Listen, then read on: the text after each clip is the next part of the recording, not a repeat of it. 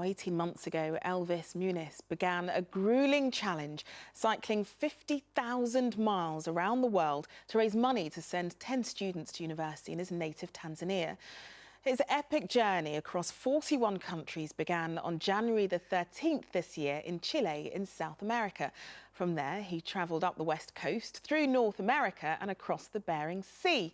That saw him enter Russia, Mongolia, China and Afghanistan before turning towards Europe. He arrived in London yesterday and has joined us in the studio.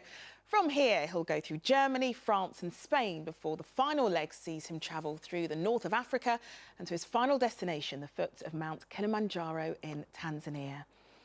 Well, thank you very much for joining us, Elvis.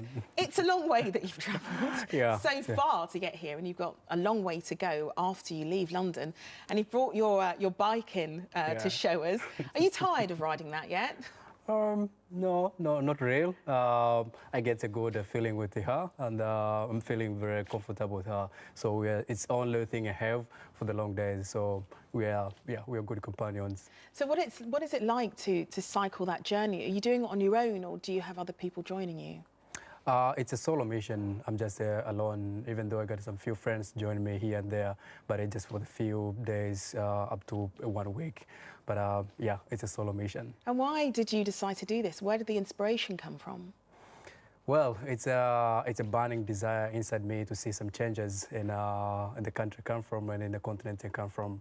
It's a desire to educate myself and to educate others, but also to raise awareness for the conservation of our natural areas, but as well as to setting up inspiration for the young people of where I came from. Of course, because this is why you're raising the money, because you want to be able to send 10 students to Tanzania. How important is that for you, for local people to become more educated in Tanzania?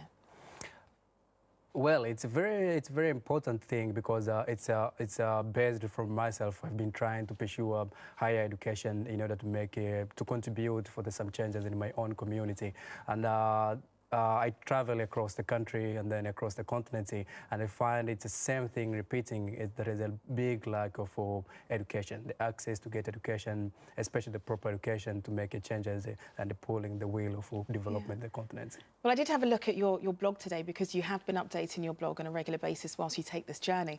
And when you arrived in London, you said it was quite scary to be cycling through the centre of town because the cycle lanes aren't as wide as they are in Scandinavia, for example. What has your experience been like in the capital? It's as I said in the blog, I'm being exploited, I think, with the Scandinavia, even though I come from Africa where there is no bike lane, but we have a path at least.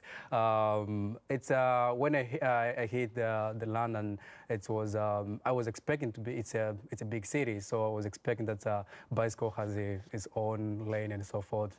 But I had to mingle with the buses and the taxi and a little bit of impatient people who doesn't expect to see the bike sharing the road. Well, the cyclists, London cyclists, do deal with impatient drivers on a regular basis, unfortunately.